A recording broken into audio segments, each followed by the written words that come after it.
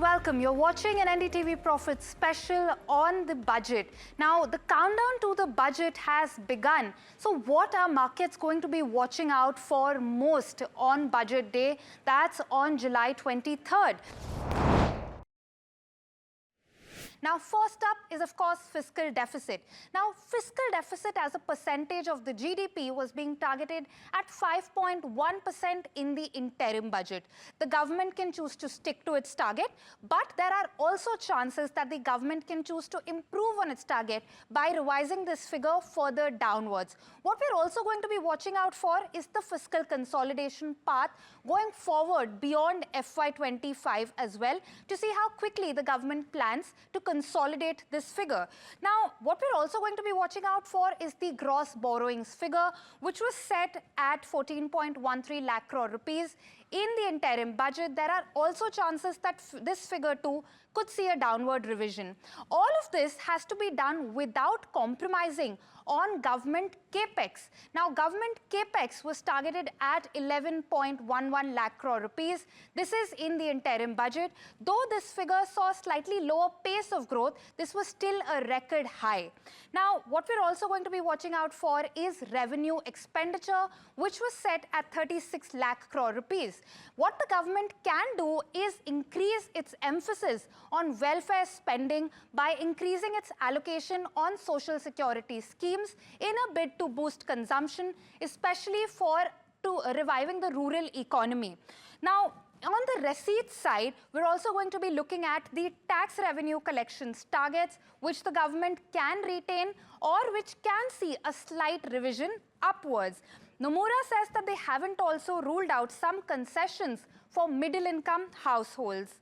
So that's, we're also going to be watching out for tax revenue collections, and also this is what Aurodeep Nandi from Nomura had to say on what he's going to be watching out for, since it's the first government budget that's going to be presented post the general elections, and it's going to set the tone for policy continuity and expectations in terms of reforms for the next 5 years. Listen in.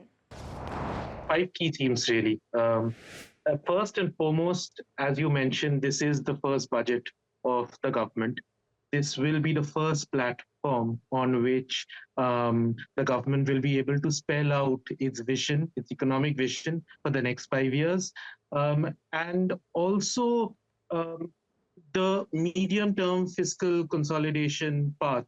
So currently, the Government of India's fiscal consolidation medium-term guidance ends in FY26, that is next year, where the ambition is for the government to reach a fiscal deficit of 4.5% of GDP. In fact, in the interim budget before the elections, the finance minister had said that the ambition is to exceed that target, so essentially below 4.5% of GDP. But what happens next, I think, is something that has yet to be spelled out. So first and foremost, I think the markets will be looking at the budget to get a sense of what the vision is, what kind of fiscal path is India looking at. The second aspect is really how this balances with the political side. We've seen reports of Andhra Pradesh, of Bihar, asking for packages, for flexibility to borrow more from markets, for help in infrastructure projects, and all of this would also mean that the government on one hand has to maintain its fiscal discipline, but on the other hand has also needs to manage these political realities. The third thing, I think, which is going to be important is consumption stimulus. So consumption growth has been patchy, and the focus seems to be, just from news reports, that the government is looking to give some relief on income taxes. The PM Kisan, which is the handout which is given to farmers, that amount, reports say, could be increased by 2,000 rupees. There's also talk about more social sector spending in rural areas. So a consumption stimulus, so to speak, would be another thing to watch out for. Um, on the flip side, the other thing to also look at is what the government is going to do on capital expenditure, right? So this is infrastructure spending, and one of the great things the government has done over the past a decade or so is ramp up central government spending on infrastructure, right? It's gone up in the I mean, at one point of time it was around 1.7% of GDP, almost double now to 3.4% of GDP.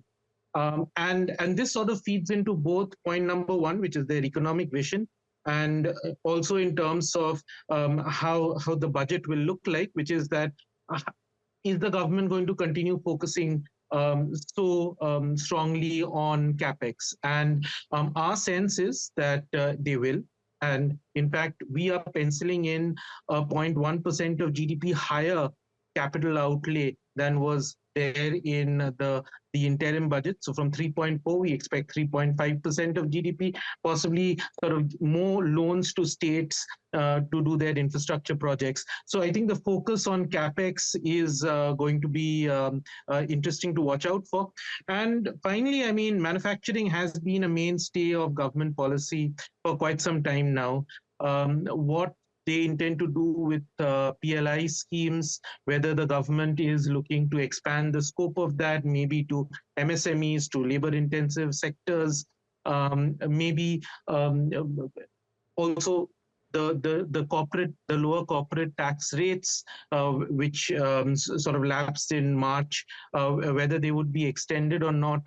So I think these are kind of the broad areas that will be on the radar of markets. Okay, all right. Aurodeep, I do want to understand. So you have outlined some of the key themes that the government might choose to focus on, be it manufacturing or its continuing thrust on capex or possibly higher spending on social sector schemes and a combination of that, right? So I do want to understand in terms of funding, are we looking at the higher than anticipated transfer from the central bank being able to fund some of these themes, or what will the government have to do on that? And also, in continuation to that, in terms of the fiscal math, from the interim budget to the full budget that's going to be presented, what is it that you think could change in terms of the key figures like fiscal deficit and what the government is going to target, and whether we could see a downward revision on that, and also in terms of its tax collections targets or its capex, are we expecting any change in any of these figures? Okay. So let me merge the two questions, because I think they are essentially in the same direction, and trying to answer one would inadvertently end up answering the other two. So look, our headline view, as you alluded to, is that we are looking at the government possibly cutting its fiscal deficit target from 5.1% of GDP to 5% of GDP. Now, this is despite all the various expenditure items that or the stimulus, income tax cuts, etc., that we are currently building in our simulations. Now, the question is, despite spending more on these items, how is it that we are saying that the government will still cut down fiscal deficit? Now, two things have happened since the interim budget. One is that, as you mentioned, the RBI has given extra dividends to the government beyond what it had budgeted for, which essentially means that the government has around an extra 0.4% of GDP to play around with. The other fiscal development that has happened is that the FY24 budget, the target was 5.8% of GDP. Turned out that the government achieved 5.6% of GDP.